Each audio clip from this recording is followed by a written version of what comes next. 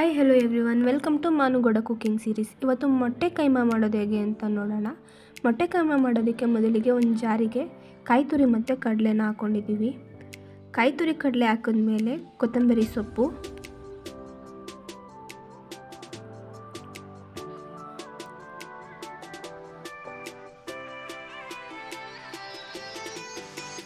ಈರುಳ್ಳಿ, ದಪ್ಪದಾಗಿ ಕಟ್ ಮಾಡ್ಕೊಂಡಿರುವಂತಹ ಈರುಳ್ಳಿ, ಸ್ವಲ್ಪ ಶುಂಠಿ,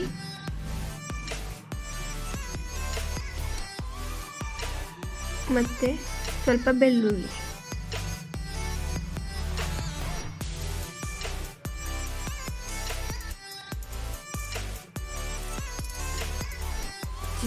ಸ್ವಲ್ಪ ಚಕ್ಕೆ ಲವಂಗ.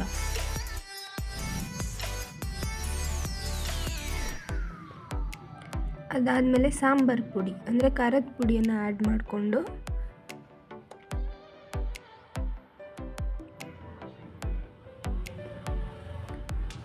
ಒಂದು ಟೊಮೆಟೊನ ಹಾಕೊಳ್ಳೋಣ. ಅದಕ್ಕೆ ಸ್ವಲ್ಪ ನೀರು ಹಾಕಿ ಅದನ್ನು ರುಬ್ಕೊಳ್ಳಿ. ರುಬ್ಬಾದಮೇಲೆ ಒಂದು ಕುಕ್ಕರ್ ತಗೊಂಡು ಅದಕ್ಕೆ ಎಣ್ಣೆ ಬಿಸಿ ಮಾಡೋಕೆ ಹಾಕಿ, ಎಣ್ಣೆ ಬಿಸಿ ಆದಮೇಲೆ ಸಣ್ಣದಾಗಿ ಹೆಚ್ಚಿಟ್ಕೊಂಡಿರುವಂತಹ ಈರುಳ್ಳಿನ ಹಾಕೋಣ.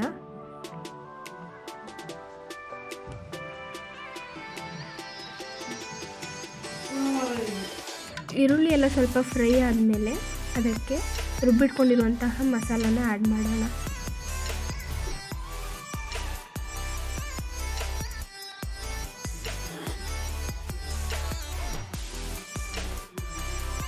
ರುಬ್ಬಿಟ್ಕೊಂಡಿರೋ ಮಸಾಲೆನ ಎಣ್ಣೆಯಲ್ಲಿ ಸ್ವಲ್ಪ ಹೊತ್ತು ಹಾಗೆ ಫ್ರೈ ಮಾಡಿ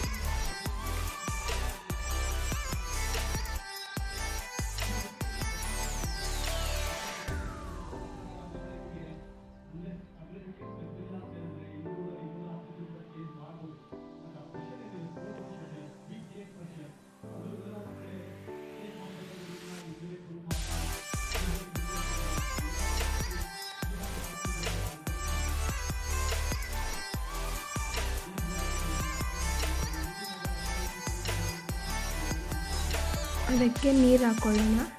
ನಿಮಗೆ ಸಾಂಬಾರು ಎಷ್ಟು ಬೇಕೋ ಅಷ್ಟು ನೀರನ್ನ ಆ್ಯಡ್ ಮಾಡಿಕೊಂಡು ಸಾಂಬಾರನ್ನ ಬೇಯಿಸ್ಕೊಳ್ಳಿ.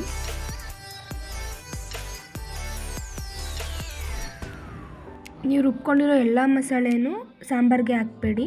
ಕೈಮಾ ಉಂಡೆ ಮಾಡ್ಕೊಳ್ಳೋಕ್ಕೆ ಆ ಮಸಾಲೆನ ಸ್ವಲ್ಪ ಎತ್ತಿಟ್ಕೊಂಡು ಮೊಟ್ಟೆನ ಬೇಯಿಸ್ಕೊಂಡು ಆ ಮಸಾಲೆ ಒಳಗಡೆ ಆ್ಯಡ್ ಮಾಡ್ಕೊಳ್ಳೋಣ. ಅದಕ್ಕೆ ಸ್ವಲ್ಪ ಈರುಳ್ಳಿ ಮತ್ತು ಕೊತ್ತಂಬರಿ ಸೊಪ್ಪನ್ನ ಆ್ಯಡ್ ಮಾಡ್ಕೊಳ್ಳೋಣ.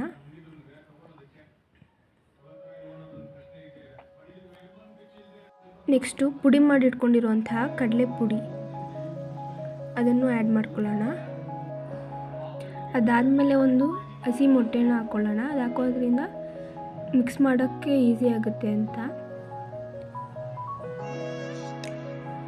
ಹಸಿ ಮೊಟ್ಟೆ ಒಂದು ಹಾಕ್ಕೊಂಡು ಚೆನ್ನಾಗಿ ಮಿಕ್ಸ್ ಮಾಡಿಕೊಂಡು ಬಾಲ್ ರೆಡಿ ಮಾಡ್ಕೊಳ್ಳೋಣ, ಕೈಮಾ ಬಾಲ್.